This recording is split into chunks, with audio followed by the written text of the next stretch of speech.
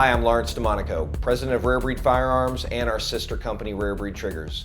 By now, I would imagine many of you are aware of the situation that we are currently dealing with. But whether you are or aren't, I'm going to start at the beginning and bring everyone up to speed on the situation.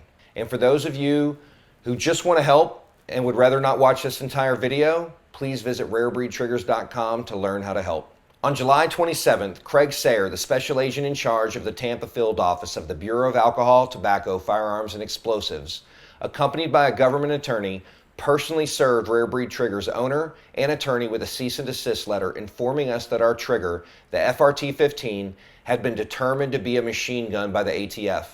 The letter stated that we needed to immediately cease and desist the manufacture and sale of the FRT-15, and that we needed to contact the ATF within 5 days to discuss a plan to address the FRTs that have already been distributed.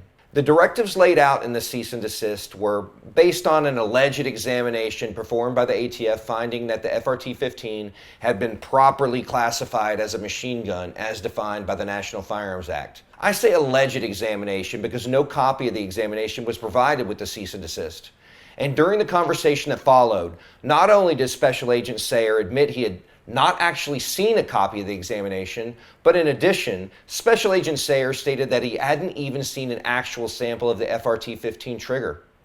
Contrary to the findings in their alleged examination, the fact of the matter is that the FRT does not, cannot, and will not fire more than one round by a single function of the trigger, period. That's important to note because that is probably the most pertinent portion of the definition of a machine gun as defined by the Gun Control Act and the National Firearms Act. Despite this fact, along with the absolute lack of any evidence or strict proof to support the ATF's claim, we immediately responded to their cease and desist to inform them that we did not agree with their claim, we would not be complying with their demands, and followed up by filing a lawsuit in the United States Federal Court for the Middle District of Florida. So one might reasonably ask how we could be so confident in our opinion of the facts and be so brazen in our noncompliance. In order to explain, I'd like to go back and talk about the early stages of the FRT. Before ever bringing the FRT to market, we did a tremendous amount of due diligence to ensure it was a perfectly legal semi-automatic trigger. Not only did we consult numerous attorneys, but we also sought out the most well-known and well-respected subject matter experts in the entire firearms community to provide us with their expert legal opinion on the FRT. To ensure we were thorough, we didn't just settle for one or two experts. We sought the legal opinion of 4 subject matter experts.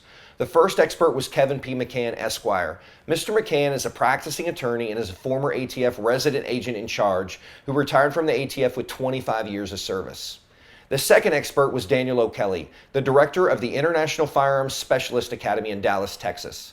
Mr. O'Kelly is also a former senior special agent and the chief firearms technology instructor at the ATF National Academy, where he wrote and co-wrote the entire firearms technology course of study used to train agents and investigators on, among other things, what is and is not a machine gun as defined by federal law.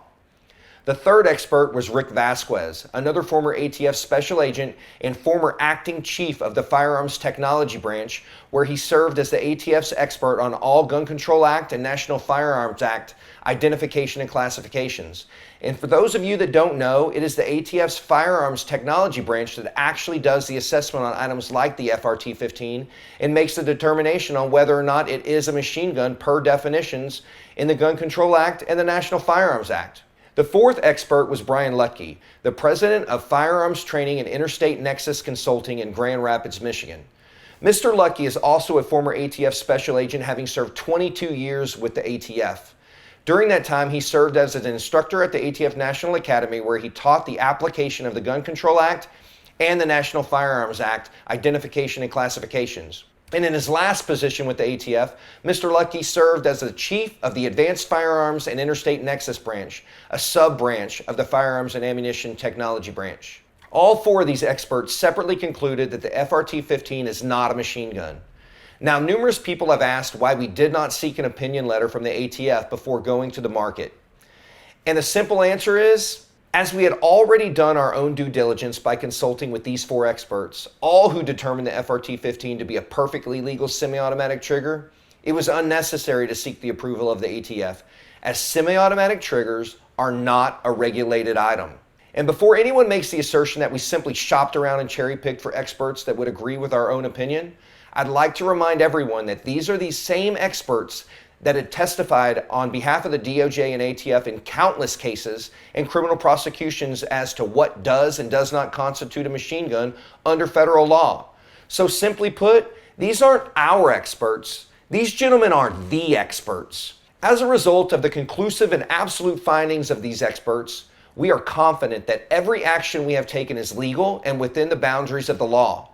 As a result, in the lawsuit we filed in the United States Federal Court for the Middle District of Florida, Orlando Division, we are asking the court to halt the ATF from 1, forcing Rare Breed Triggers to cease operations, 2, seizing any property or records from Rare Breed Triggers, and 3, seizing any property currently possessed by the customers of Rare Breed Triggers. In addition, we are asking the court to rule that 1, the ATF's conclusion that the FRT constitutes a machine gun is without authority and contrary to the plain language of the statute, and 2, their claim that the FRT is a machine gun is arbitrary, capricious, an abuse of discretion, and otherwise not in accordance with the law.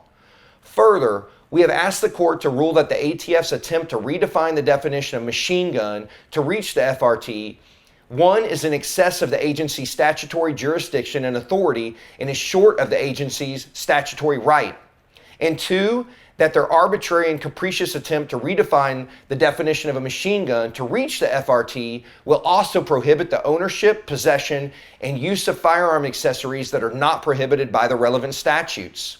Of course, now that the ATF has finally produced the alleged examination report, we will be adding to our complaint the specific elements of why and how the exam is without merit.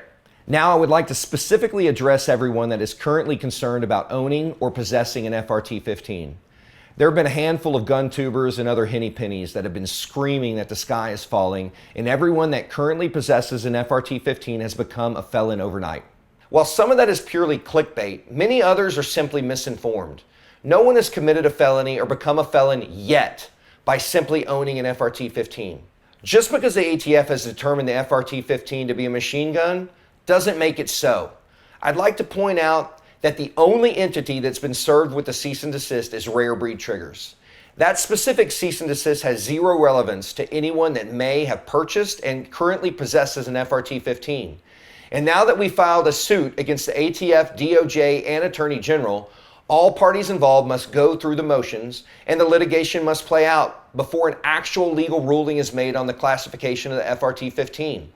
Not until such time can the ATF address the FRTs that are currently in circulation. While the ATF is certainly attempting to turn you into a felon, they would have to first charge, prosecute, and convict you of having a machine gun before succeeding in that endeavor. And while we're on the topic, I'd like to mention that to date, there has not been one single person prosecuted and convicted for having a bump stock. As we all should remember, it was another arbitrary reinterpretation of the law that allowed the ATF to reclassify the bump stock as a machine gun.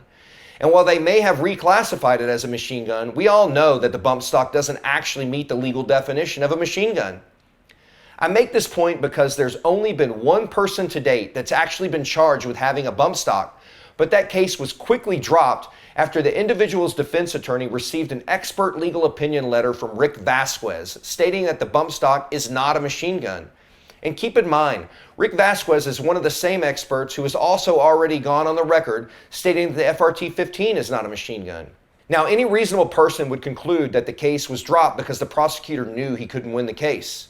Simply put, a prosecutor would have to convince a jury that a bump stock actually meets the legal definition of a machine gun without allowing for any reinterpretation.